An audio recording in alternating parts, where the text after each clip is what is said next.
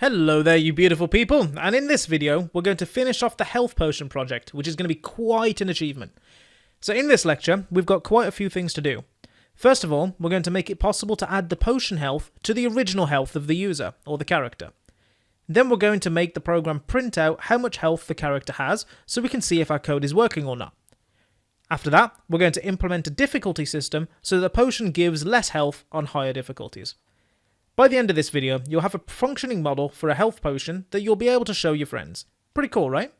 Now, not only that, but you'll have tied together everything you have learned so far in the course, and you'll hopefully have a rock-solid understanding of variables and numbers. So let's get into it. Alright, so this is where we got to last time, back in our health.py script. Now, the next thing that we need to do is to take this potion health right here, which is a random number between 25 and 50, and add that somehow to the original health that the player had. So, as a micro challenge to you, I want to see whether you can do this, okay? What I want you to do is to store in the box called health the value of what the health is currently, what the health is now, plus the potion health. Okay, so let's see if you can do that. Pause the video and try on this line, so a couple of lines down, just try and store in the health variable whatever the current health is, plus the potion health, and check back here to see how you did. So how'd you get on? Did you manage it? Well, here's how I'd go about it. I'd type health equals health plus, let me shift my mouse, health equals health plus potion health. Okay, so what's going down here? Well, we've got a box that's called health, and we're using the assignment operator to stick a new value in it. So what are we putting in? Well, we're taking whatever the value of health is now. So Python's going to look inside the health variable and see 50. So we've got 50 plus potion health. So let's say potion health was 30, for example. Python is going to evaluate whatever's on the right-hand side of the assignment operator and see 50 plus 30, and it's going to add those together to get 80 and store that back in the health variable. You can kind of overwrite a value using itself, which is pretty cool, right? Alright, so to check that everything is working correctly, we need to now print the new value of health onto the screen. So let's make this another micro challenge. I want you to figure out how to use Python's print function to print the new value of the character's health onto the screen. So go ahead and pause the video now and use the print function to print the health value onto the screen, and come back when you're done to see how you did. So how'd you get on? Hopefully it went well. Here's how I'd have done it. So we want to print the new updated value of health. So simply, I would have just typed print health. Now, there's one thing I want you to notice here. Can you see the way that the word print has gone purple? Well, just like import up here went yellow when idle showed us that it had a special meaning, likewise print has also gone purple to show that it's a built-in function. So when you see words go purple, that means they're a built-in Python function or a reserved word. So that's just idle letting us know that we spelt things right, or that we're doing things correctly. Now up here we kind of put the new value of health inside a box called health, didn't we? Now to print that out, we just have to type the variable name.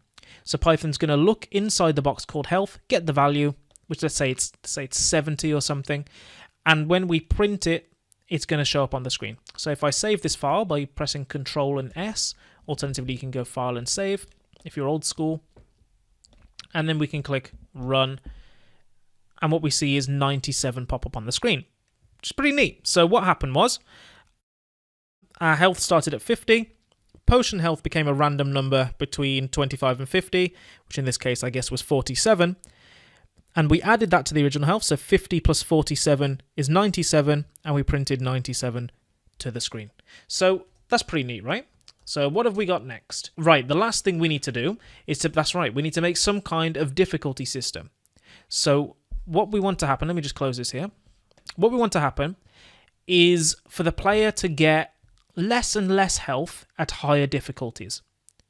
Now the simplest way that I can think of doing this is to create a variable called difficulty and set that equal to a value between 1 and 3. 1's going to represent easy because it's the lowest difficulty, 2's going to represent medium, and 3 is going to represent hard. Again, the thing that I'm trying to get across is the way that we're using variables to represent concepts in the real world. So you can see how useful numbers are, right? So let's make this step for now.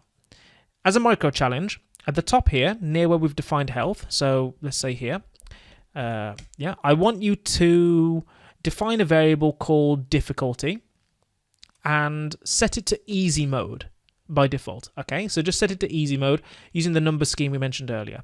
1 being easy, 2 being medium, and 3 being hard. So create a variable called difficulty, set it to easy, and then come back to see how you did. So how'd you get on? Well, as we're setting the difficulty to easy mode, I'd do something like this. Difficulty equals 1. Simple as that, right? If you got that, then brilliant. You understood what I was talking about. Now, as if they were on medium mode, we just say difficulty equals 2, or if they're on hard mode, difficulty equals 3. But for now, we're on easy. So now we need some way to allow this difficulty to affect how much health the potion gives our player, which means we need to modify our potion health variable using this difficulty value. So one way that I can think of doing that is simply to just divide the health that's here by the difficulty. Because what's going to happen is, as the difficulty gets bigger, we're going to be dividing by a bigger number, so the potion health will become smaller and smaller, which means on higher difficulties, the player is going to get less and less health from the potion. Makes sense, right? So if I run this now, Python's going to tell me to save it, so I'll save. And we see we get 98.0. So that's pretty good, but now we have this decimal point that's popping up that we didn't have before. Now the reason is, it's because, do you remember a few lectures ago, I said that whenever you divide in Python 3, you get a float. And a float is different to an integer. Floats are decimal points, and integers are whole numbers. And we want this as a whole number, this potion health. What we've got at the minute, we've got a float plus an integer, and that's going to give us a float because it can't lose the precision. It can't lose the decimal point values, so it needs to just add it. So what we need to do is we need to convert this value, whatever it is, into an integer. And the way we can do that is with something called casting. So casting is where basically you force a certain piece of data to become another type. So we want to force it to become an integer. So what I can do is I can type int, open the brackets, and now you can see actually that it's gone purple, just like print went purple down here, showing that we've got something right. And we're going to put inside the brackets all of this stuff. And what that means is that it's going to calculate potion health, just like before, and convert it into an integer. So now when I run that, you can see now, oh, they got the maximum health. Brilliant. So what that means is we now only get integers out because we got rid of the float in our calculation. You can convert between pretty much all kinds of compatible data types in Python, but for now, this is how you do integers, convert to integers. You can convert to floats as well using the float keyword like that. And what we can see is that as I increase the difficulty, say I give it to 3, and now it's on hard mode, what we're going to see is that on average, I mean, they did quite well there, 61. On average, they're going to get much lower than if I put the difficulty on 1. So now it's much more likely they'll do higher. So you can see they got 80 there, whereas before they only got in the 60 range. Awesome. We now have a fully functioning health potion with a swanky new difficulty system. Why not share the code you've made with your friends and show them how it works? I bet they'll be very impressed. So let's just go over really quickly what we've done in this lecture. We started off by allowing our script to update our player's health with the random health that Python generated. This basically means we've added health to the player. This concept of overriding variables is very useful, and you should make sure you've got it down as it comes up all the time. After that, we moved on to make our script print out to the screen the new health of the character using Python's print function. This was just so we could check that everything was going as expected. After that, we implemented a difficulty system, again by using numbers to represent the different difficulties. Numbers are amazing for representing real-life concepts, and we use them here to represent difficulty. But we found that by doing it in my chosen way, we got a little bit of an issue where we would get health values with decimal numbers. This meant that we were getting float variable types instead of integer variable types, and we only want to work with whole numbers in this project. So to fix this, we used casting. Casting is simply where we convert one data type into another. In this case, we converted a float into an integer by using Python's int function, but you can convert from an integer into a float using Python's float function if you wish.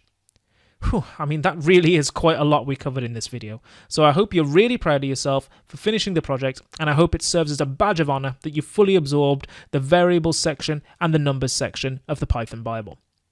Now, in the next lecture, we're going to be talking about some extra things that Python can do with numbers, such as trigonometry, rounding numbers, powers, square roots, and other useful things which may be interesting to you by using the math module. However, this lecture is optional, so take it if you feel like it, but if you're not particularly interested, then feel free to skip it and head over to the section review for a quick recap of what we've learned in this section. Either way, I'll be there, so I'll see you in the next video.